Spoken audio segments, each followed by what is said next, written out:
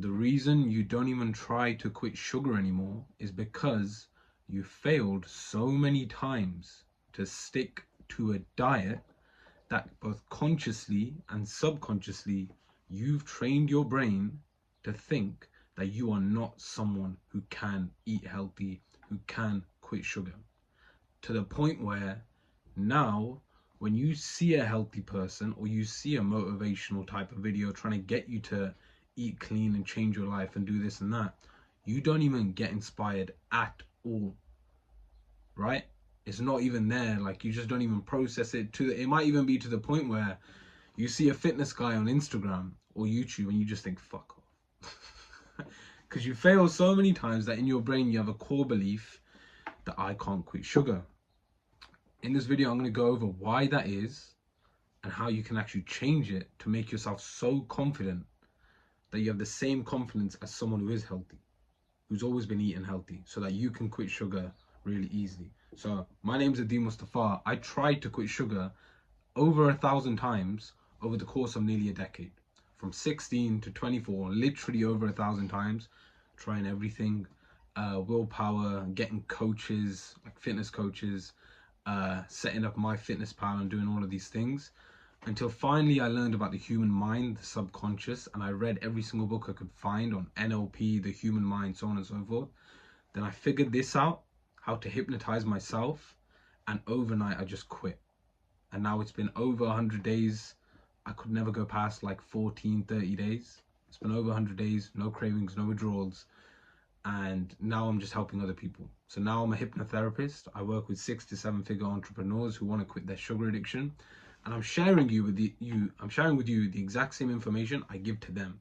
So what you have to understand about this is the way your memories work. So I'm going to quickly explain how your identity, you believing you can't even quit sugar, and who you believe you are as a person, how it came to be.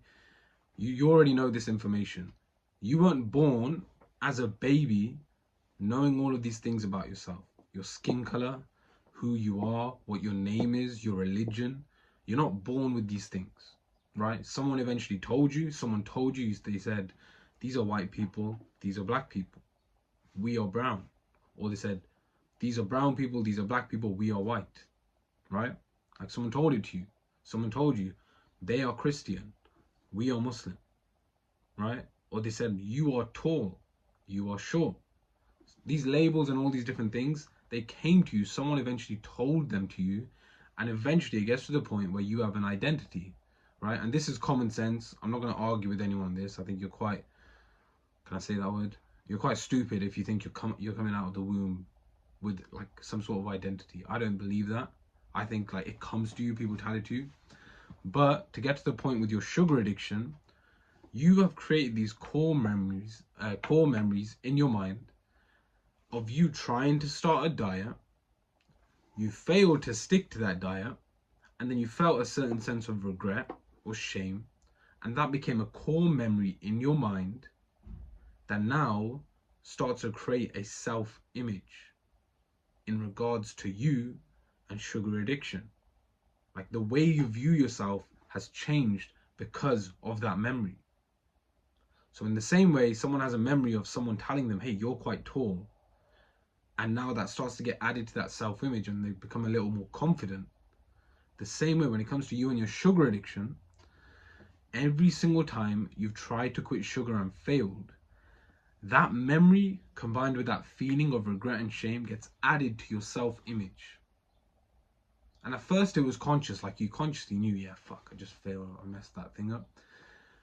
If you do this 10, 20, 30, 50 times, 100 times, 1,000 times, your self-image has been so warped to the point where you don't even try anymore. You don't even try to quit sugar anymore, right? It's almost like maybe you put in the tiniest amount of effort, but you in the back of your head know, yeah, I'm going to start this diet. I already know I'm going to fail, you know? I already know I'm going to mess this thing up. It's deep inside, right? The question is, how do you change that? How can we rebuild that self-concept, that self-confidence to the point where you quit sugar and you genuinely believe you're going to stick to it and you're not going to go back? Or at least you can go 3-4 months minimum without it, and then you can choose to eat it if you want, right? I think that's what most people want. They don't want to quit it completely, but they want to save it for special occasions or whatever. I'm along the same lines, to be honest. So I might reintroduce it soon. How do we rebuild the confidence of someone who's been eating healthy their entire life? As someone who's failed so many times, how can we get back that confidence of someone who's always been eating healthy, who's always had that confidence that they can do whatever they want? It comes back to what I said earlier in the video, your memories. But here's what you need to understand. Your brain does not know the difference between what you imagine and what happened in real life. In the same way you can remember a dream that you probably had ages ago and you recall it in the same way as a memory, in the same way you can have a dream and you can wake up feeling the same emotions because of that dream, even though it didn't actually happen in real life. What we do is we use your imagination to recreate new memories of someone who eats healthy, of someone who is confident, attractive, and we imagine those scenes, and this is how you shortcut that year-long, decade-year-long struggle and journey to build that self-confidence. What we do is we loop these new memories using your imagination, such powerful memories. And that's what I do as a hypnotherapist. I literally put these memories into my clients' brains.